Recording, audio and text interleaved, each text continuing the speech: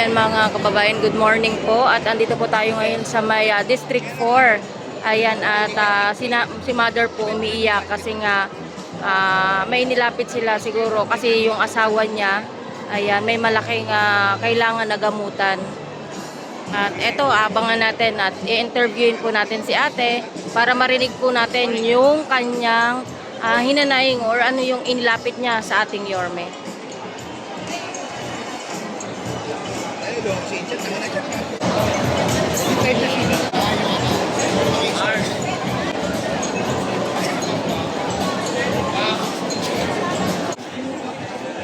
Okay na rin. Hello sir, good morning po. Kamusta po ang programa natin, Kaagapay program dito sa District 5? Ano pong masasabi niyo po?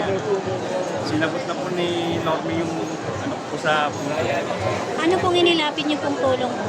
sa Angioplasty po. Para sa angioplasty po. Plastic. sinagot na po yung bill. Para po magawa po yung procedure, binigyan po kasi kami ng quotation ng ospital. Yun po yung inilapit namin para po mapagawa po namin. Medyo hindi po medyo, malaking halaga po kasi talaga almost 1 million po. So yun po yung kailangan. Dahil po marami kailangan i-repair sa puso niya. Ma'am, anong hospital? Sa Metropolitan po. Ma'am, magkano naman pong halagang natanggap niyo pong tulong mula sa ating mahal na Yorme? Ang nabanggit niya po sa amin, isasagutin na po yung procedure. Magkano? Apo. 412,000 po kasi yung nasa quotation po namin. Na-expect niyo po ba ma'am na matutulungan kayo sa ganyan? Actually, any amount naman po, mas okay po yung mabigyan ng tulong any amount. Pero yung maririnig po namin na sasagutin po lahat nandun po sa quotation. Siyempre po, sobrang saya po. Hindi po namin ini-expect. Sa sobrang dami po ng tao na isa po kami doon sa matutulungan ang ganong halaga po na kalaki. Kasi hindi naman po namin masasalubog yung ganong kalaking halaga sa isang tao. Dito lang po. May Saka nakikita po ma'am yung talagang na nagulat, Opo. na-overwhelm po yung Opo. Actually, feeling dalawa po kami comorbidities. Ako po, na-stroke po ako. Pero dahil inisip ko na, continuous naman po akong nagagamot. Siya po nagagamot din. At mas nangangailangan po siya ng tulong. Siya na po yung una kong inilapit. Dahil naiintindihan ko po yung kalagayan ng bawat isa. Priority ko po talaga siya kasi sa araw-araw po nahihirapan na po siya. At saka kailangan na pong gawin sa kanya. Ate, ano mo siya? Partner ko po. Apo. Ma'am, minsahe na lang po sa ating mahal na Mayor and Yorme, salamat po. Ito pong binigay niyong tulong, hindi lang po tulong. Ito po ay tugtong po sa buhay ng asawa ko. Maraming salamat po. Sana mas marami pa po kayo matulungan katulad po namin. Sige. Sige po. po. Thank you po. God bless po. Thank you po.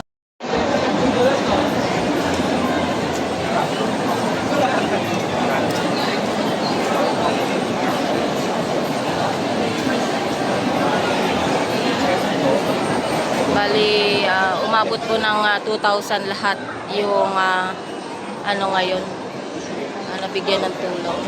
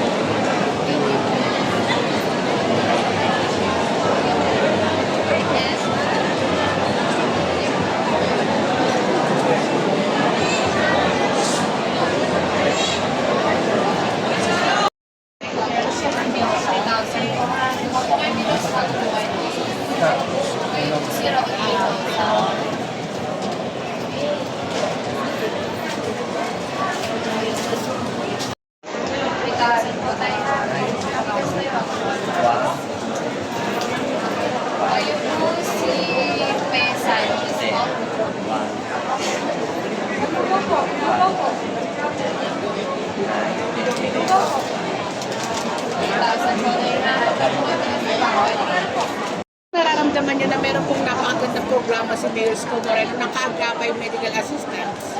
Kaya po ako lumapit kay Mayor kasi kasi sa balik na hindi po ako tulis para matulungan yung mga Mayor. Kasi Ano sabi ko naman? ibarang ko sa puso. Ibarang ko yung puso ko. May bara sa puso. Eh, ano yung plastic ko ginagawa? Saan yung plastic? Saan ang plastic? Angioplasty. Sasagutin naman po kayo at yung ko sa Hospital ng Maynila. Yan lang po. Salamat po. Eh, sagot na po ni Yorme yung angioplasty. Meron Opo. din po kayong binigay na medical assistance din po. Opo. Salamat po, Mayor, sa binigay mo ba. Magkano pong halaga ang natanggap niyo, Mami? Halagang 20 po para patulong ang pambiling gamot. Mahal kasi ang gamutan ko. 20 lang siya. Maraming salamat po, Nanay. Salamat God bless din po kay Mayor. Pasalamat po dito sa binigay niya. Bakit tulong na po ito sa amin? Pambiling gamot ko. Sige po. Sige na, Mami. Ingat po. Salamat. Tulong ni Mayor Isko Moreno. Na kasi agad-agad po talagang ibinigay. Ano po yan? May angioplas po ako sa Hospital ng Maynila. Sinapunta po niya yung angioplas ko. Tulong po ano kami. Halang po kasi. Ano na po namin. Lalakad na po kasi parang malaking meeting sa amin para po ito. Napakabuti talaga ng ating Yorme. Kasi na ang marami kayo yung school rate. Salamat, Nanay. Mag-pray, gumaling din. Gumaling po kayo agad. Salamat, Nanay.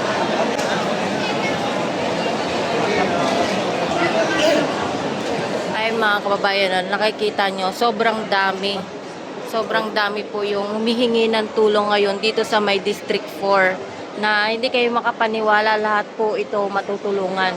Ayan, nandito po yung kanyang konsehal, yung kanyang tumakbong congressman na si JTV Villanueva.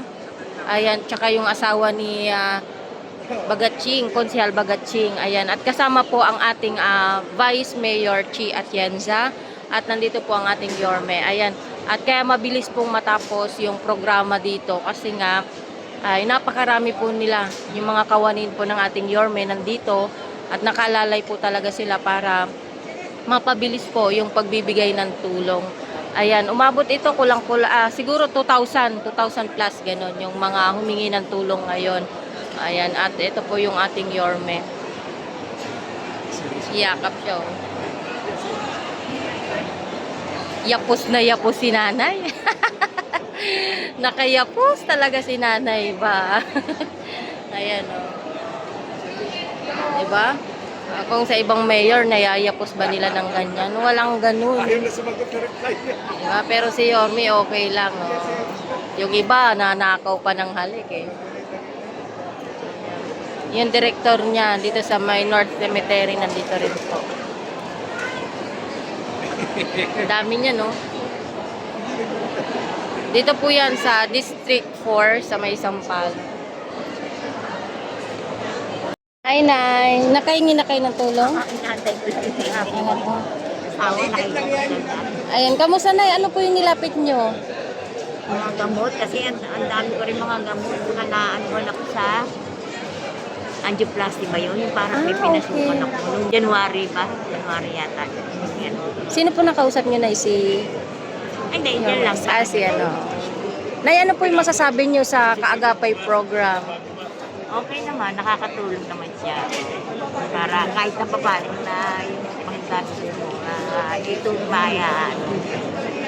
Ay, dadagdag mo doon sa mga, kasi may monthly talaga kaming maintenance eh.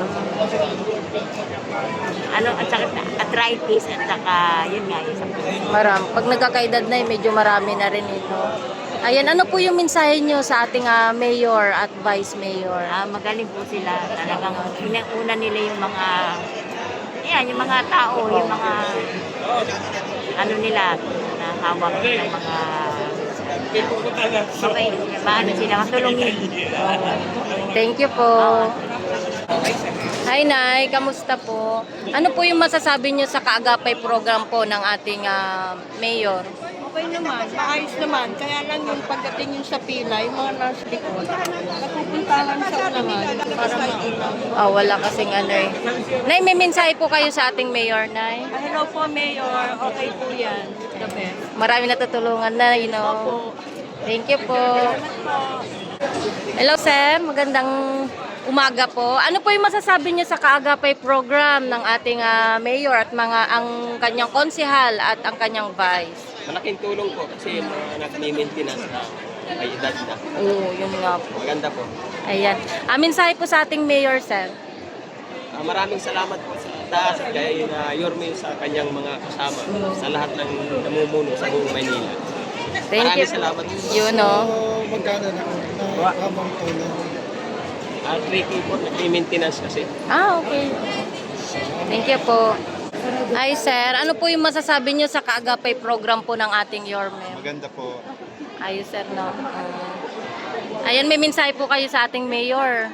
Ano araw-araw ganito? Ayun, oh. Huwag naman, Sir, maubusin mo. Araw-araw.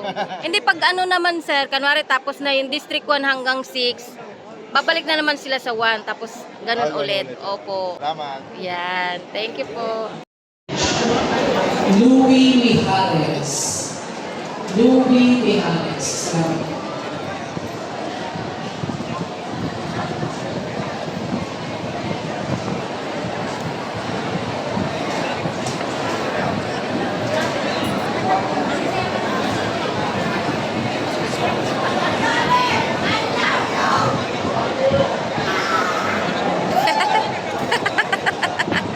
Yorme, I love you. Mamaya ka sa akin. Rinig ko yan, rinig.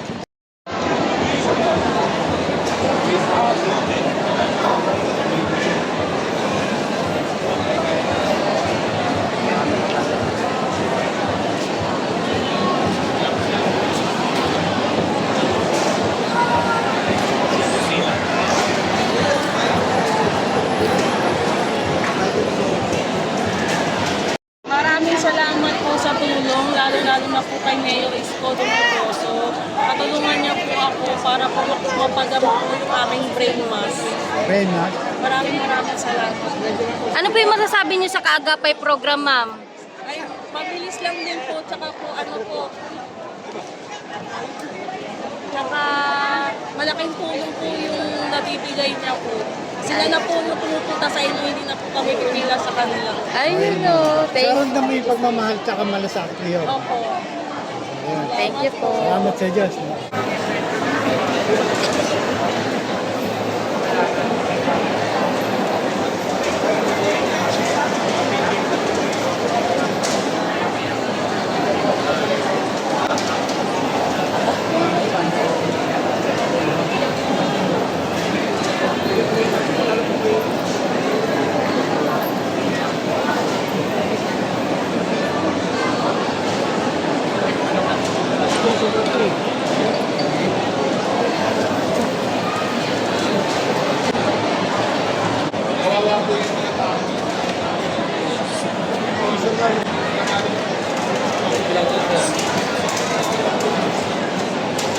Hi, Nay. Ano po yung masasabi niyo sa kaagapay program po? Talagang napakaganda. At kami mga matatanda ay nakapagpagyam. Ay, ano. Yan, nagpapasalamat ako sa May Panginoon. pang-maintenance na, Nay, no? Opo, pambili ko ng gamot. Ayun, no. Ano yung mensahe mo po sa ating mayor, Nay? Thank you very much sa kabaitan mo. Sana pagpatuloy mo pang ganon. Salamat sa Diyos at mayroong ganon kaming mayor. Thank you, thank you, thank you. Thank you, Nay. Hi, Sir. Ano po yung masasabi niyo sa kaagapay program po ng ating mayor? Medyo maganda at naging programa nila. Kaya mismo bumabasa. Oo nga, di ba? Kaya naghihirap sa kuha ng medical assistant. Kaya nga, di ba? Kaya naman bumabasa atin para. Ano po yung mensahe niyo sa kanya, Sir? Keep up the good work. Ayun, no. Ang galing. Thank you po. Hi, Hi, Nay. Kamusta? Ano po yung masasabi niyo sa kaagapay program po ng ating mayor? Patakaran po nila. Oh. Sunod-sunod, hindi po agaran. Kaya nga, di ba na yung bilis? Pagka daw sunod-sunod, hindi nagkakasiksikan. Ayun. Ano po yung mensahe niyo sa ating mayor, Nay? Napakabait siya, matulog siya. Ngayon lang kami nakaano na, bibigay sa amin yung aming sa senior na Oo, di ba? dati, bikat. Pahirapan pa na yun. Fresh na fresh ka na yan. 71 na tayo eh. Oh, 71? Wow, hindi halata. Kailangan lagi ka maganda para pag namatay ka, maganda ka. Ayan. Pagkilay mo, kailangan maganda. Para Oo. Ilan taon kayo? 71 na po. 71. Oh, tinan mo, hindi halata yung mga senior ngayon, eh, no? Kasi alaga ni Yorme. Di ba, Nay? Dahil sa kanya, Mm-mm. nakakabili ng pama. Oo. At saka pang, termiset na sa Maintenance. Oo nga po. Thank you po, Nay. Thank you po. Hi, Tay. Kamusta? Ano po yung masasabi nyo sa kaagapay program po ngayon? Very good. Ang bilis lang ba, Tay? Ang maganda project ni Mensahe po sa kanya, Tay. May mensahe ka po kay Yorme? May mensahe. Message po sa kanya. Message. Sana tuloy-tuloy yung pagtulong ng ating mga buting mayor sa mga katulad namin mga senior citizen. Ayun. Maraming salamat.